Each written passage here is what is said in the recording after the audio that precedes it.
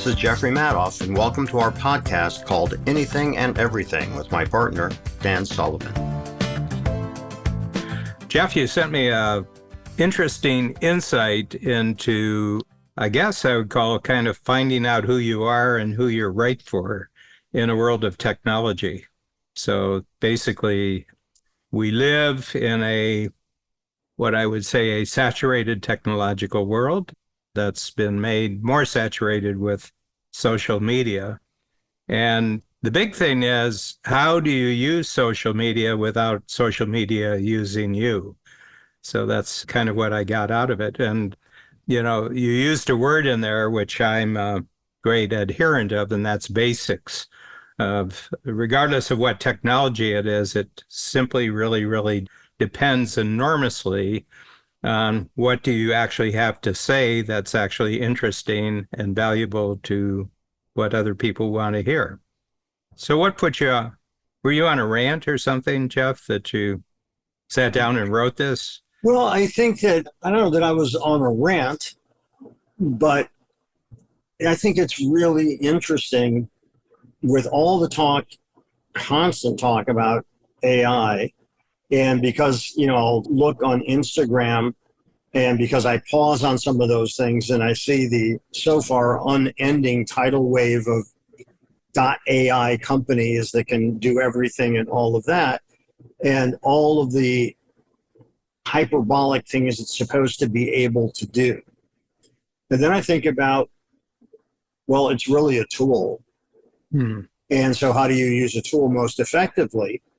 So technology changes, but I'm not so sure that our human behavior changes, and the fundamentals of what makes a good story, I don't think that changes either. So I think that the basics, as you were saying, stay the same. We still create content, we consume content, and we need people to look at our work if we're using it for business purposes or hope to build a career in the arts or whatever, people to pay attention. And so creativity is the cornerstone of effective usage, which is a human trait. So that's sort of what got me thinking about it, because social media is, you know, simple in a sense. All you have to do is post something. But in order to build a substantial following, and then to use that term, monetize it, that's not easy. So it's simple to get involved, not easy to make it manifest into something worthwhile.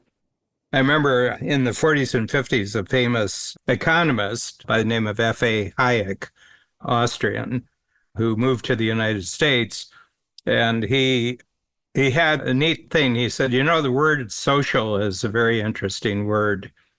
And he says, I call it a weasel world. And he said, he says it's not true, but weasels do something when they come across a nest of birds' eggs, that they just chip a little corner out of the egg and they suck out the contents of the egg.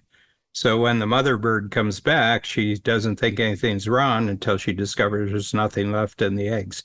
And he says, I find the word social does that to any other word. If you put the word social in front of another word, it sucks out all the meaning of the other word, but you think you are buying something, but there's nothing inside. It was an interesting insight that when a new technology comes across, it generally is applied to all the content that already exists. And it sort of, for a while, it will suck out the meaning of the previous content, and it's really interesting. And after a while, there's nothing left. Nothing gets communicated. And I've been noticing that there was a new occupation that was created that I became aware of about 4 or 5 years ago. It's called social media influencers.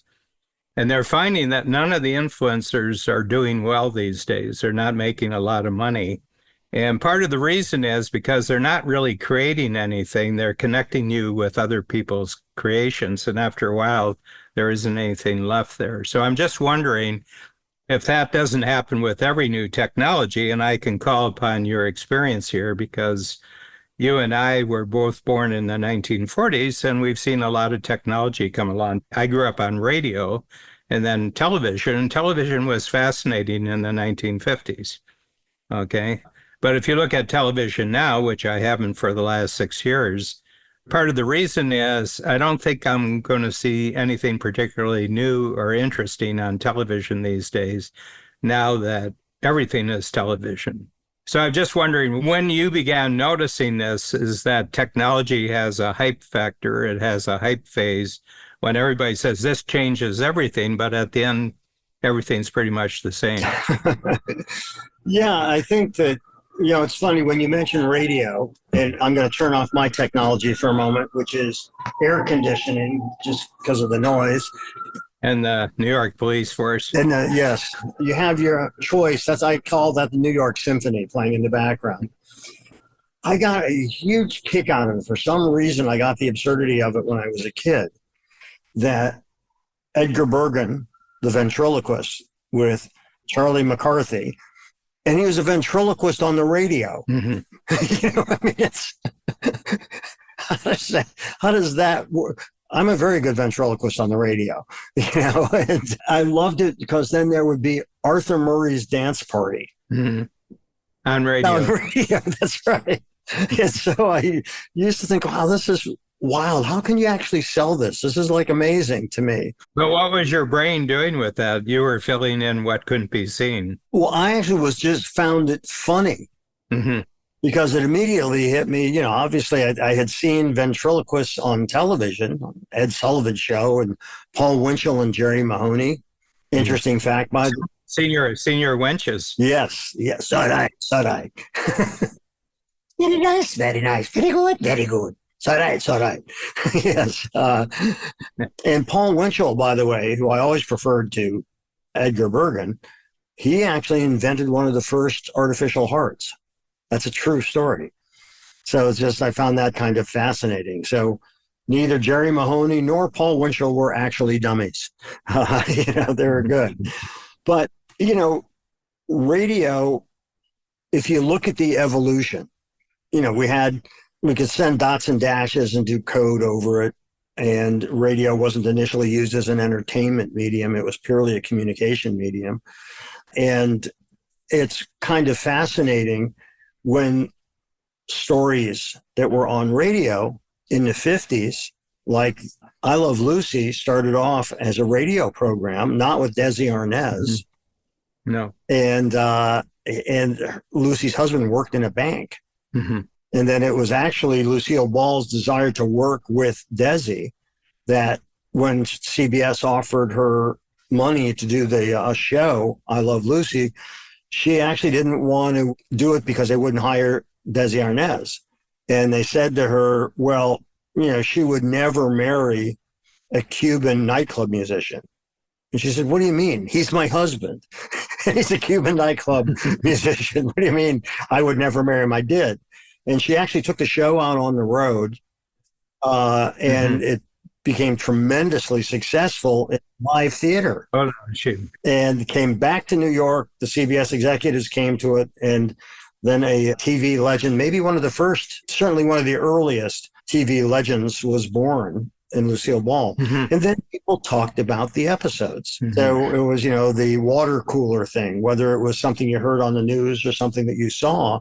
And the two-way communication wasn't between the individual and the corporate entity. It was among other people, which I think is interesting. You put me on to an author named Tim Wu, who's written some tremendous books on technology. But he talks about the growth of radio in the early 1930s, that there was one weekend when 85% of all radio listeners in the United States, according to the testing they could do in those days, was listening to Amos and Andy. Mm-hmm. And that became an incredibly powerful force, that show, for the development of radio. Well, and what was interesting about it was Amos and Andy on radio were white men.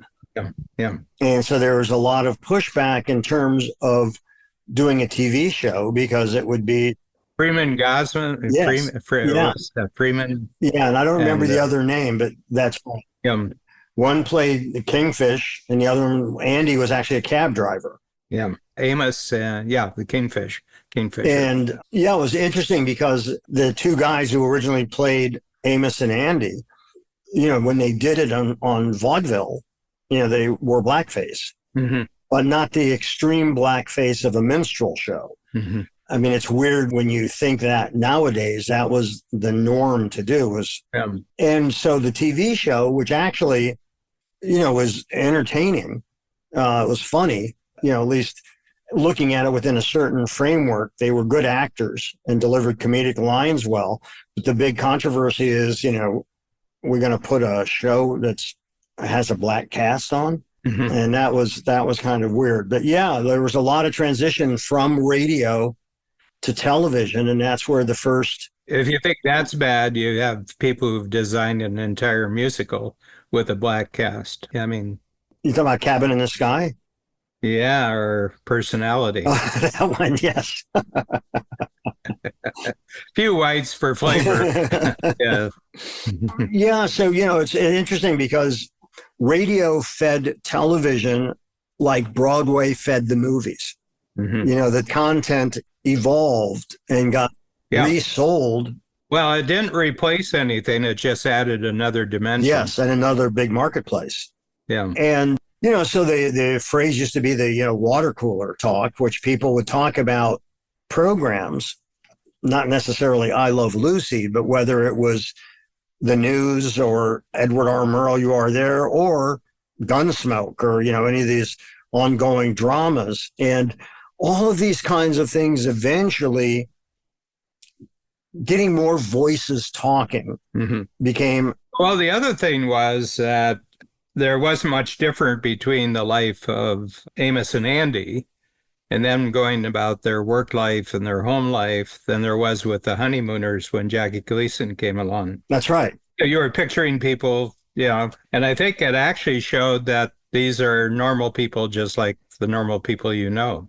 Yeah, well, I think there was a relatability, that happened. I mean, jump ahead to what was at the time revolutionary, The Sopranos. The fact that this... Mafia people. Yes. And that... We're born. Mafia people could just be as boring as normal people. And, I mean, aside from being actually one of the greatest TV dramas ever, it took a mafia kingpin who was in therapy. I mean, that had never been looked at in that way, which when you think about it, seems almost odd that, wow, because it was such a revolutionary idea at the time. But, as the times changed and we were viewing ourselves differently in our culture, and something like that became, a huge, huge hit. Yeah, it's very funny. I went on a hiking tour in Italy, and one of the other people on the hiking tour, Babs and I were on this hiking tour. She was a vertigo therapist, and she was from New York City. She was a vertigo therapist, and she was telling us that she had a client who was a mafia boss who suffered from vertigo. And you just can't have a crime boss falling over sideways. It's just not good. So she cured him, and he ran a whole series of pizza places to launder the money, I guess. And he says, I think her name was Angie. He says, Angie, you cure me, you got pizza for life. You got pizza for life. And she cured him, and she got pizza for life. And then he killed her. No. She saved his life. You can't have a mafia boss falling over. It's not good for the image.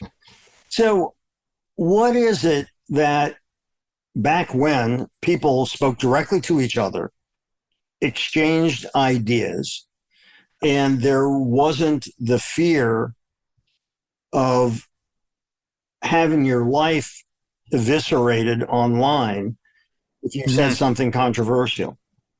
So once, I used to say to my students, it's not social media, it's corporate media.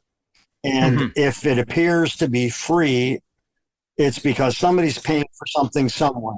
Well, you're paying with your attention. That's right. And you're selling that attention to advertisers. Yes. That's right. That's right. Yeah. So what is the difference between social media and people talking to each other, the water cooler talk? What was that step that made, I think I can start us off by saying anonymity. You did not have that when you spoke at the water cooler. You have it when you go online. Yeah. Yeah, I think the other thing is when you're talking at the water cooler, it's based on relationship. In other words, there's people you like talking to at the water cooler, and there's people you don't talk to. So it's just the communication is confined by the circumstance. Okay. And it's continuous. In other words, you'll pick up from day to day and maybe over an entire career. And anyway, where the other thing is that you're videoing it at the water cooler, your intent is not the relationship. Your intent is to create a media relationship. On social media, you're talking about the water cooler. Yeah. So social media is that you're searching for an audience and you're using your activity as a form of entertainment. You hope that it goes out there. I've never done it myself, so I've never. I mean, Joe Polish, I'm probably more known to the rest of the world because of Joe Polish, because he puts the camera in my face and says, "What do you think about this?" and everything like that. But I've never actually done this myself to someone else. I've never been on social media. I mean, if you told me go on Facebook or go on TikTok or that, I wouldn't know how to do it because it doesn't interest me. Mm-hmm. I mean, doing our podcast together interests me because it's a conversation we have most Sunday afternoons. And it's always interesting just in the topic. I do it for the activity, not for the reach. Uh-huh. So I had you all wrong. I've had more continuous discussions with you than I think any other person in my life. Well, That I wasn't living with. I wasn't living with. But I think the thing is, what's your intent when you do this? exactly. Yeah. My intent is to have a really great conversation where I learn something new. Right. Yeah. And because great conversations require listening, active listening and active participation, as opposed for waiting for your turn to talk. And, in the water cooler world, you'd be seeing that person 5 days a week. Mm-hmm. So even if you wanted to say something that you shouldn't, if you had any governors at all going on in your brain, you wouldn't. Anonymity in its own way gives permission to be incredibly nasty, toxic, and you don't have an ongoing conversation unless, and this is back to your comment about intent, people decide to go at it and troll somebody and follow them online and badger them and all of that sort of a thing. And so it's interesting because we have changed so much of our communication, because when you see people just out in the world now, they can be sitting next to somebody, but they're both just looking at their phones. They're not interacting with each other. Yeah. And we know the stats now, there's more and more data being yielded of how damaging this is to teenagers, especially girls. Yeah. But, I think that asking questions and offering value and creating a two-way conversation, which can be a lot more than just two people, it becomes what you care about and it becomes who you are. And, why are you doing this? And why are you commenting on this? And I think that's really interesting, because then it goes down to, in terms of business, how do we promote ourselves online? You aren't online yourself, but your image and quotes from you are on LinkedIn and Instagram. I do the same thing. I mean, I'm going out there to the world every day. We have a social media director, and he's very good. You met him, I think, in Nashville, Chris. And Chris I'm out there. I'm being broadcast every day, And people say, "Boy, I really like your Facebooks. Your Facebooks are really great." And I said, "Thank you. Yeah, maybe I'll get around to watching them myself." And we have guidelines. And Babs has a screening process that it represents, who I would want to be seen as. But it's part of the structure. We've just taken social media and transformed it into a broadcast medium. but I don't interact with anybody. My only interactions is on the podcast. Well, so what is your intent? To establish a relationship with people who are meeting me for the first time. And that's the intent on. That's it. That's it. You're selling a relationship.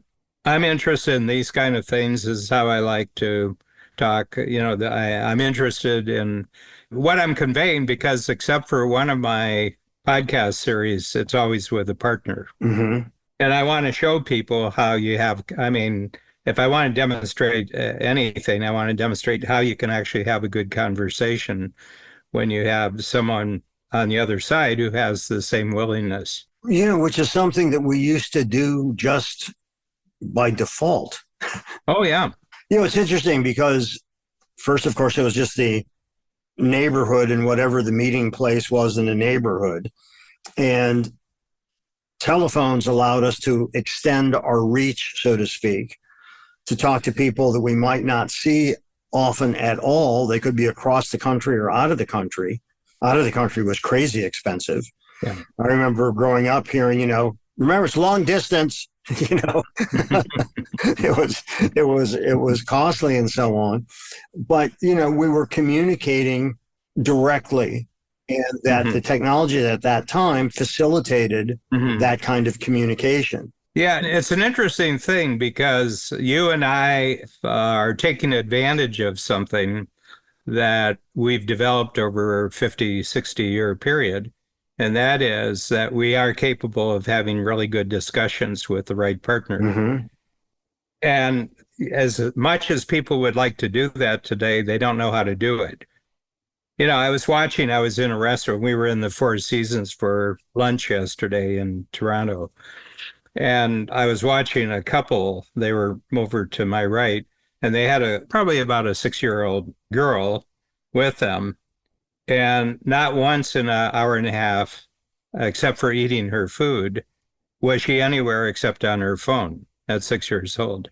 And I said, she's really being disabled here. Yeah. They're really disabled. And she won't know how to carry on a conversation. Just a live conversation where there's no technology in the middle of it, as you go over. And I said, I think there's a real disabling happening here. They don't know how to have conversations. The biggest thing they don't know how to do is ask questions. But we have the real ability because we've had conversations since the 1940s, 50s, 60s, 70s, 80s, and we've maintained a certain activity our whole life. And one of the reasons we do this podcast is I just enjoy the conversation so much. No, me too. But yeah. To play devil's advocate here, you guys are just older guys. This is how we communicate.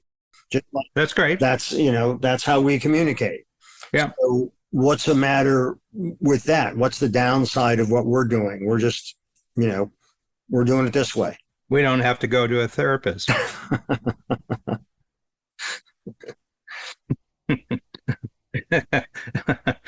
We can do this without the therapy.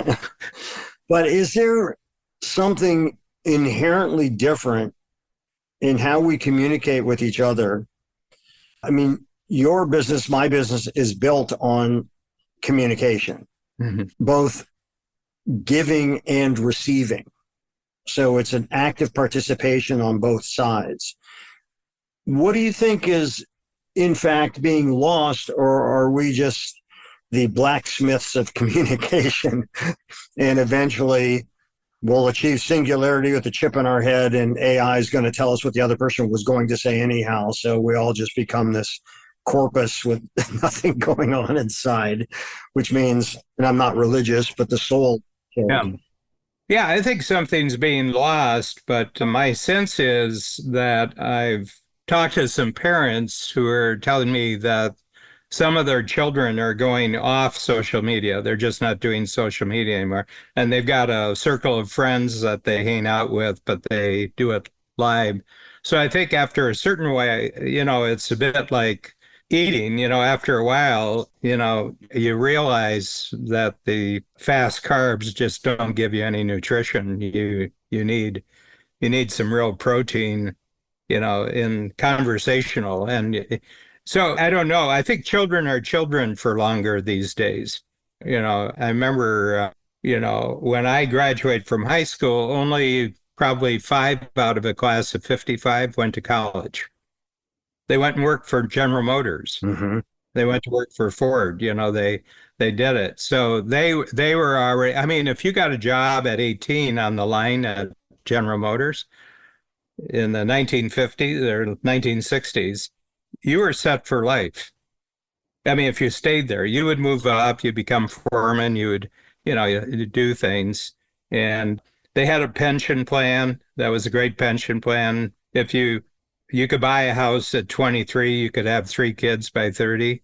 And forced, you couldn't be a child and do that. You had to become a certain amount of adult. I think that there's a prolonged childhood going on where you have 28-year-olds now who are getting out of college and they've been in school since they were 4 years old, and they haven't actually been in the workplace yet. So I think because we're living longer, there's a possibility of living longer because of health benefits. People are living into their 60s, 70s, and 80s. When I looked at the mortality rates for the United States the year I was born, this is life.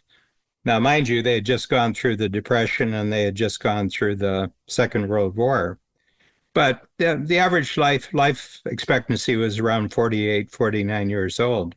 That means you had to be, in 1944, it was about 48. That was the life expectancy for males.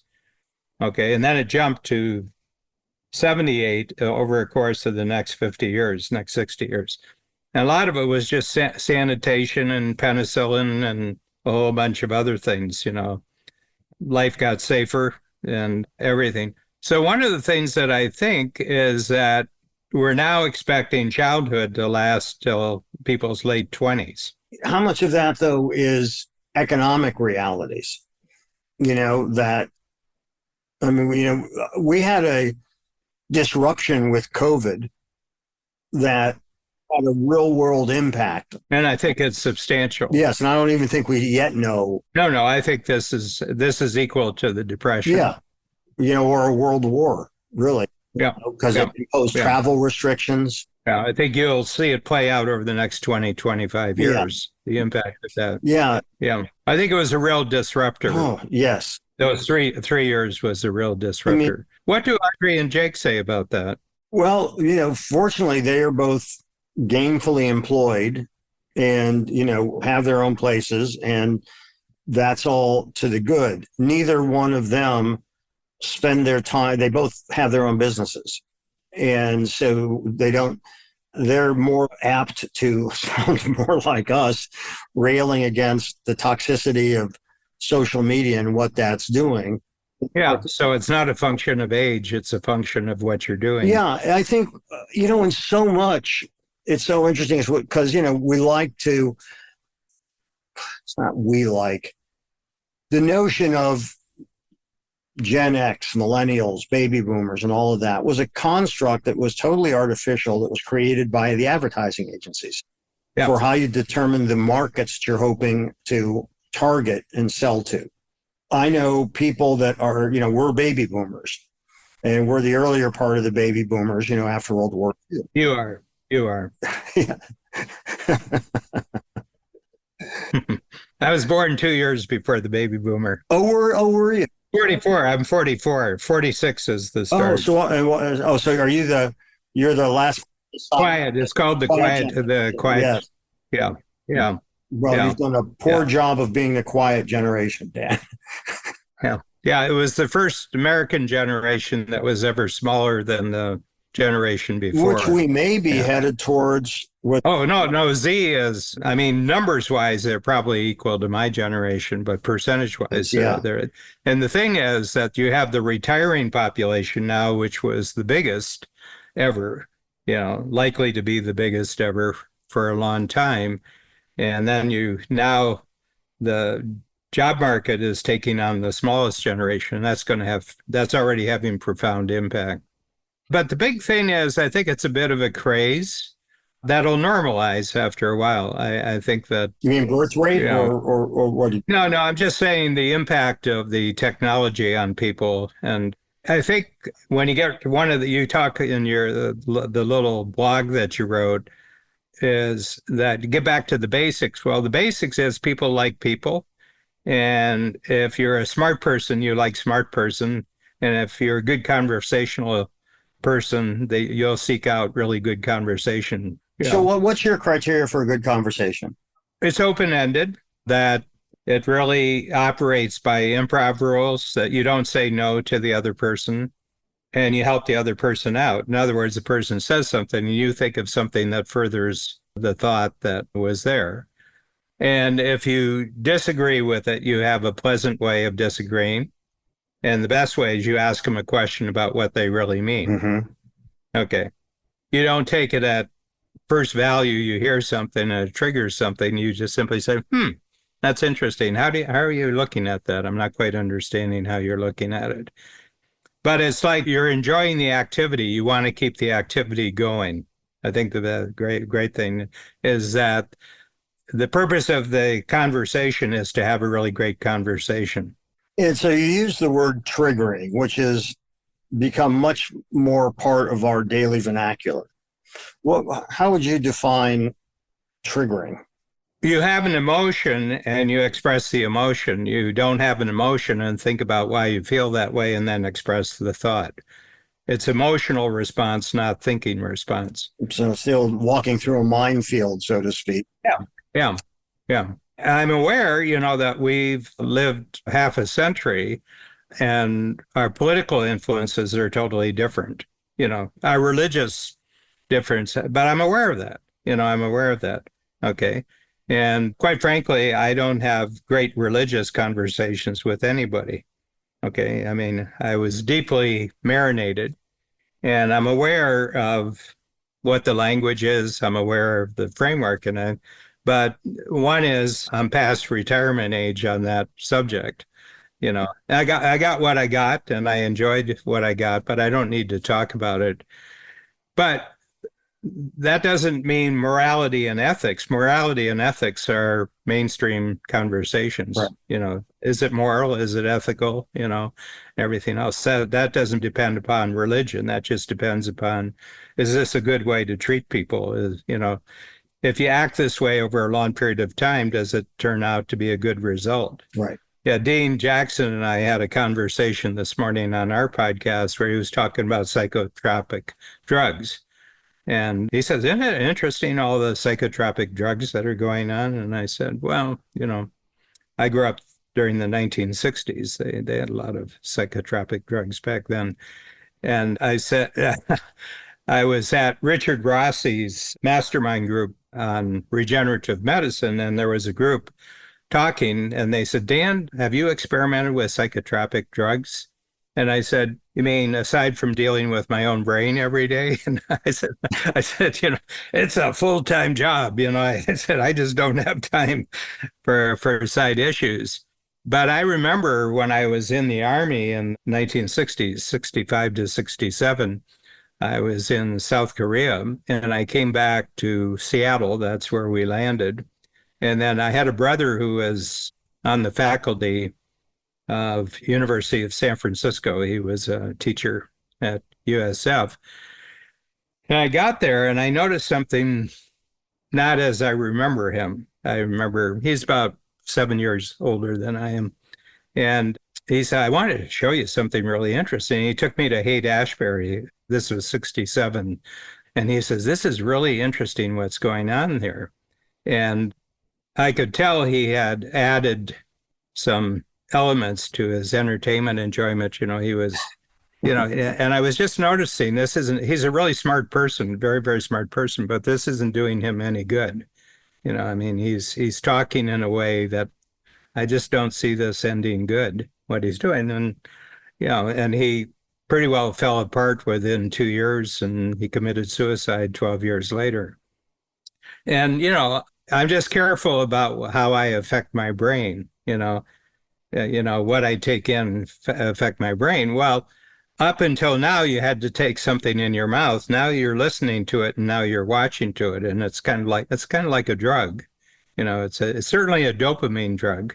You're triggering dopamine. You're probably triggering, all sorts of other drugs inside of yourself by what you're consuming. So I'm really careful about what I take in. My sense is, and this has been true for a number of years now, that if I ever did hallucinogenics for the last 30 years, I would end up in assisted living. Although I certainly had fun at a certain time of my life with that. Yeah. But, getting back to the hype of AI, which we've talked about before, and the idea of everything has to become bigger, it seems. One of the things that I have always found interesting about Strategic Coach is, you do talk about 10xing your business and all of that, but it's not, the primary goal doesn't seem to me to just be more in terms of money and building and building. You could have a relatively small business and make a very good living, depending on where your mindset is. And what your goals are. Yeah. Well, our emphasis is on freedom of time, that you both quantitatively and qualitatively, that more and more you have you're using your time in a way that suits you. Number two is freedom of money, that you have enough money that it's not the deciding factor in what you're doing. Okay. Freedom of relationship, both in your company and outside of your company. You're dealing with people that you really like dealing with. And number three, freedom of purpose, that all of this is, you have a purpose in mind, and your entrepreneurial company is your vehicle in your business life of achieving your goals. And you can add to that freedom every quarter. You can make decisions about not going to do this anymore, going to do more of this, every quarter. So that is very pleasing to the people. And, one of the things a lot of people find when they talk to Strategic Coach entrepreneurs who've been in the program for a while, they hardly ever talk about money. And the reason is money's kind of a system, and they know how to get their money, and the money works, and they're able to do that.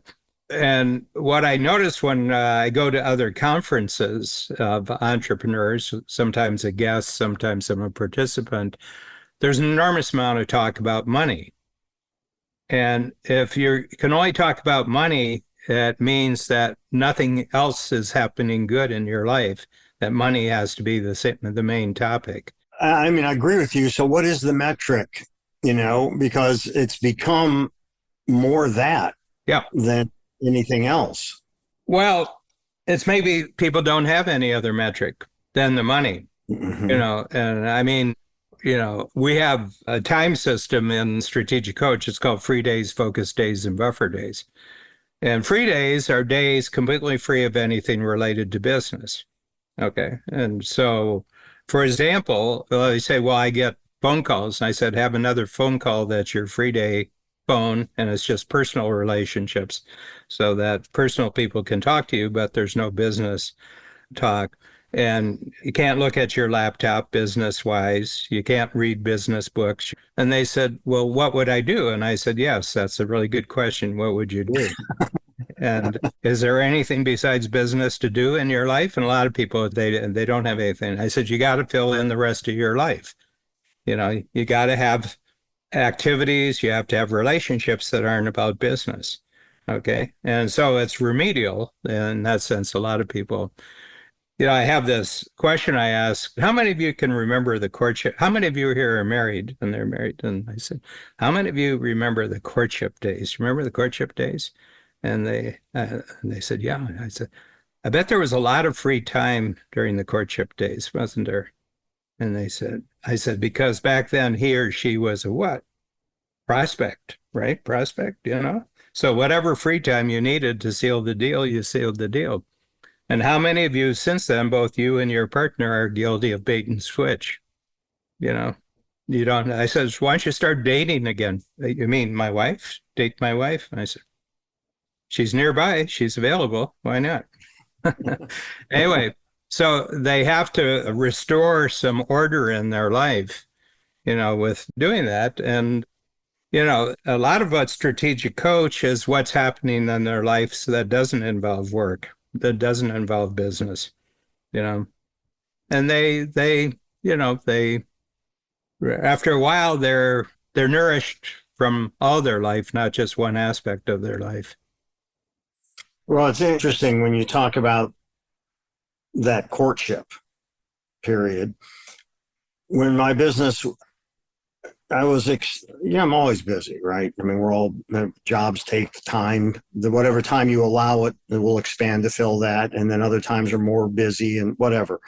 Anyhow, at a certain point, my wife and I were having difficulty. And she said to me, if you were having a problem with your client, you would find the time to solve that problem. And I really hate when she was right. And, and that just went to my bone marrow because she was right. That sounded suspiciously like truth. Yes, that's right. Exactly right. It was very close to truth. Yes. Yeah.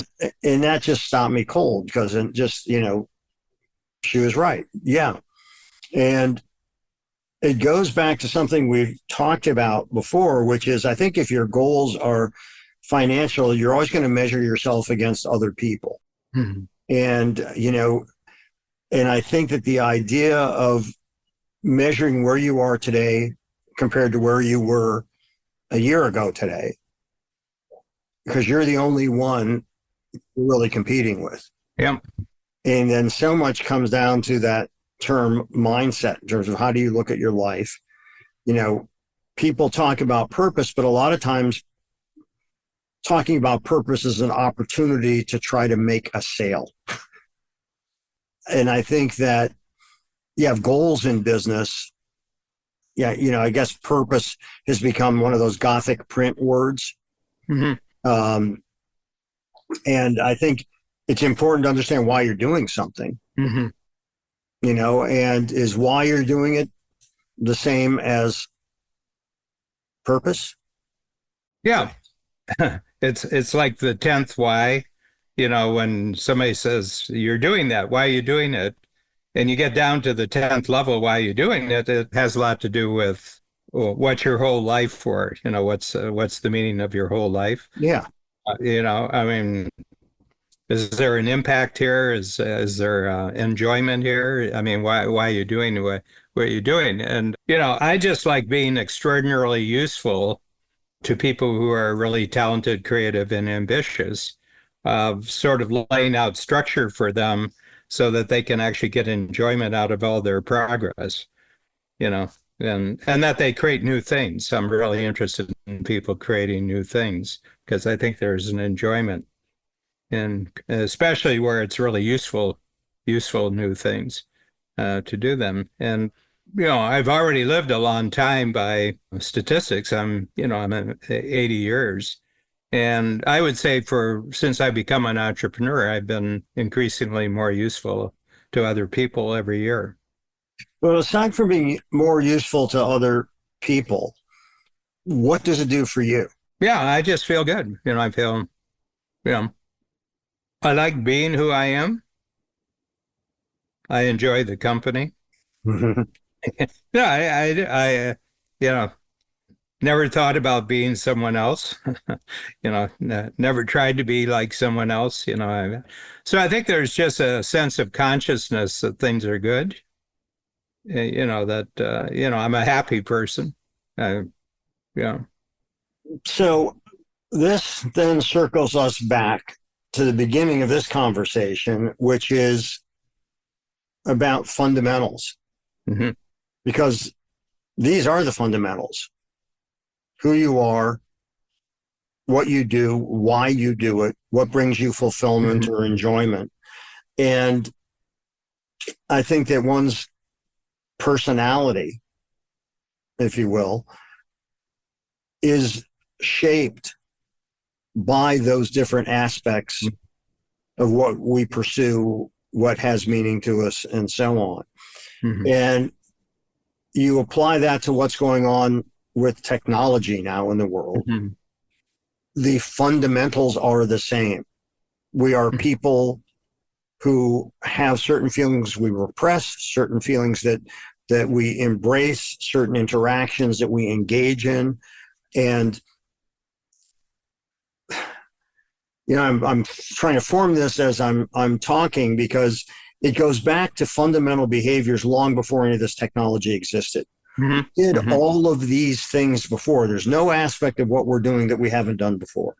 Yeah. And there's not a historical antecedent to it. Yeah, well, what I like to think is that technology is always with us from the very beginning. It's been a way of gaining advantage. That a year from now, you have greater advantage than you have today in terms of what you're doing. So my feeling is the next book I'm writing is called Timeless Technology. That technology is a way of thinking about how you do better in the future than you're doing now. It's got a lot of different aspects to it, and technologies, in my idea, is language is a technology. In other words, it's a structure, and there's some language that's a lot more effective than other kind of language. As you found out when you took your play from 2 hours and 7 minutes to 60 minutes, you found out that some words were more important than other words, some activities. So there's a technology to how you did that together. But technology is simply a way of creating an advantage that can be shared, and other people can gain the advantage that you have. And it's a way of making progress that's measurable. You can compare what you're doing now with what you're able to do a year from now. And I don't think it's peculiar to a particular type of technology. It's just an increase of capability and confidence that people have, which allows them to commit to a bigger future and have the courage to take a jump, So I see it as a fundamental human trait. I think it's what differentiates us from the other species, that we have an ability to intentionally and deliberately create new behaviors that are experiments, and that they prove useful, and then we adapt the new thing to do that. So I think it's just a way of doing it. But it shouldn't at all change what your fundamental values are as a human being, regardless of what the new technology is. Well, yeah, I think technology can, in some ways, amp up our ability to do something on a... Yeah. I think the way that technology is talked about today, it's a new form of religion, and we've talked about that before. It's a way of getting away from ourselves, and I think that's always a religious instinct. You're trying to transcend who you are today. And I said, why? What's wrong with how you are today? Well, I agree. I mean, that's, I always get a kick out of hearing, how do you show up and what's your best self? And now this is it. There's good days and bad days, and you try to minimize the bad days. Yeah. But all those things that we want, all those things that we pursue, I believe are the same things that were true 1,000 years ago. Yeah. Yeah. Because I think it comes down to that very simple phrase that people are people. Yeah. Whether it's power struggles, whether, the words you were talking about, I believe words are a mode of expression. Mm-hmm. Because that was birth of language. Yeah. And language started off all from survival aspects. Mm-hmm. And I think that there's often a gap between our language and our feelings. Yeah. Not that we all should walk around fully exposed with our fully exposed feelings, because that vulnerability, the fear is if you are vulnerable, you'll be hurt. Yeah. And that's another risk, right? It's another risk. Are you going to be hurt if you express that feeling? Yeah. And I think that we too often look to others as our measuring stick instead of at ourselves. Yeah. Well, the other thing is that you develop a sense of who you can be around. Or who you want to be around. Yeah. Yeah. I mean, there's 9 billion on the planet. I don't need them all. I just... Where would you put them? I mean, there's it's not a proven law, but it's called a law. It's one of those common sense laws. It's called Dunbar's law. And that basically we can't have an emotional connection with more than 150 people, period. And then the top 10 are infinitely more powerful than the next 140. Where it's been most proven is that there's very few military units in the world that have more than 150 individuals in the unit. Okay. And the reason is that you can't feel an emotional commitment to more than 150 people. You can't do it to 15,000, Right. And everything like that. So, probably every person in the world doesn't have an inner circle that's more than 10 people. And where that takes me is I think that we are all, and I think we go through our lives seeking connection. Mm-hmm. But if one is afraid of the potential vulnerability when establishing that connection, it inhibits you. It inhibits you. Yeah. Totally. I was mentioning the story of watching the little girl be totally buried. And it may be that her parents are just boring, but I just got a feeling that she's living her life in her phone.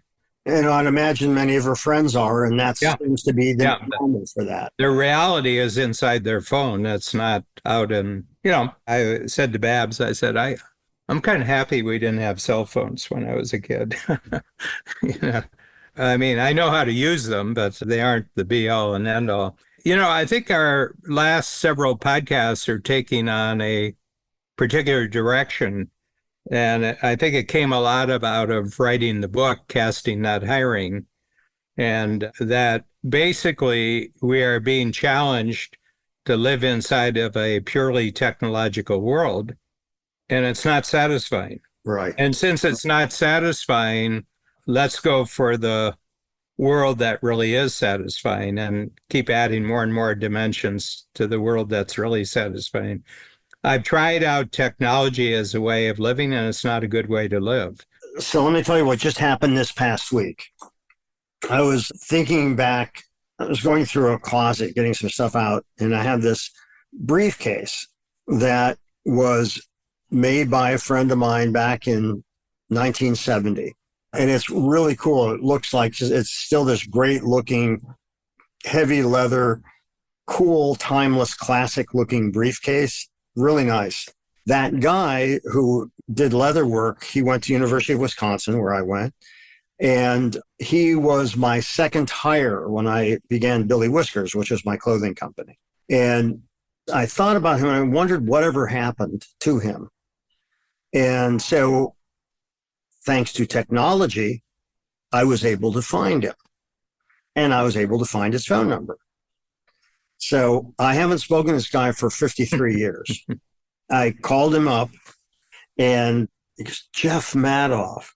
And we talked for 2.5 hours. Just like you had talked last week. Yes. And it was a fabulous conversation. He is a coach, not a business coach. And he got into being a coach 25 years ago or so, which was early in that game. And we had a great conversation. He said to me, I've thought about you over the years. And I know when I ended up leaving Billy Whiskers, which was the company, he said, I think I might have expressed some of my anger towards you. And it wasn't until much later that I realized that the anger I was expressing was at myself. I didn't know what direction I wanted to go in. And things became other people's fault, not mine, when I had to take ownership of how my life was going to unfold. And we had just a fantastic conversation. And, he said, do you remember feeling that? I said, I remember that you had some anger, but it was also, we were kids. We were 24 years old, when we separated in terms of the business, you were trying to find direction. Mm-hmm. And he said, yeah, and I was trying to find direction for the next 25 years until I started doing this and realized this is really what I want to do. Mm-hmm. And that everything I had done before informed me where I could recognize this in other people because I had gone through it too. Mm-hmm.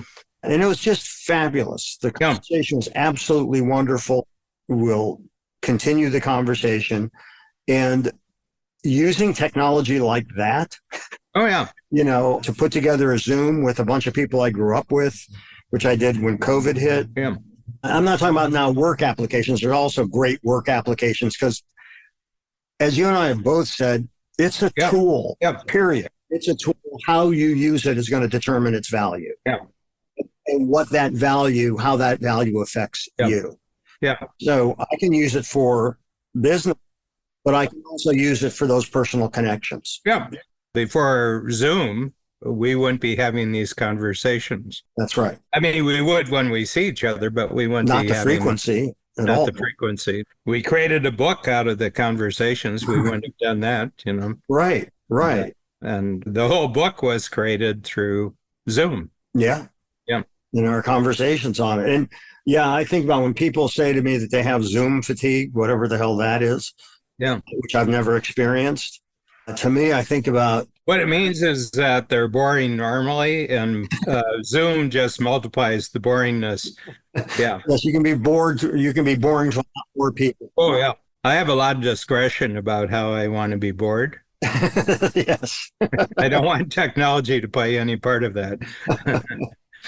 And I think I say to people, God, can you imagine what that lockdown for a year and a half would have been like if it didn't have Zoom? Oh. It's really interesting. One of my clients at that time, I haven't really seen him much over the last 3 or 4 years, but he had, out of the top 10 people at Zoom, he had 7 of them as financial clients. And I asked him, I said, they handled it so well. Were they waiting for something like this? Because they went from 10 million to 50 million in 4 months. They're not that high now. They're down, somewhat after COVID stopped. They're down somewhat. And he said, they had a feeling that there was going to be something big and unexpected that happened, that they were going to be the solution. And one of the things that they did right from the beginning was make sure that the picture on the screen was so great. And Skype wasn't like that. None of the other platforms are like that. But the thing that really gets you about Zoom is, it's as good as the television. Yeah. But he said that they had worked for another company before, and they all left en masse, and they created this new question because they weren't putting enough emphasis on the picture quality. Yeah. So, they saw something in the future and they prepared for it. And where the vernacular used to circle around, just like in phones with BlackBerry, Palm, then BlackBerry, and then the iPhone, this kind of communication online, Skype was the term. Yeah. It was a verb even. And they all but disappeared. I mean, I know it's still around, but it's not. Yeah. People say we have to do it on Skype. I said, I'm sorry. I won't do a conversation on Skype. I said, I can't stand it. I said, I won't like the experience right now. So we do Zoom or we don't do it. Anyway, it's an interesting thing, but I've loved it and I've not found anything boring. I mean, you're there. I'm here, but we're someplace else. There's a thing that we're developing out of the last number of podcasts. We're seeing this line between humanity and technology. Yes. I think it has infinite dimensions to explore as we go forward. Thanks for joining us today on our show, Anything and Everything. If you enjoyed it, please share it with a friend. For more about me and my work, visit acreativecareer.com and madoffproductions.com. To learn more about Dan and Strategic Coach, visit strategiccoach.com.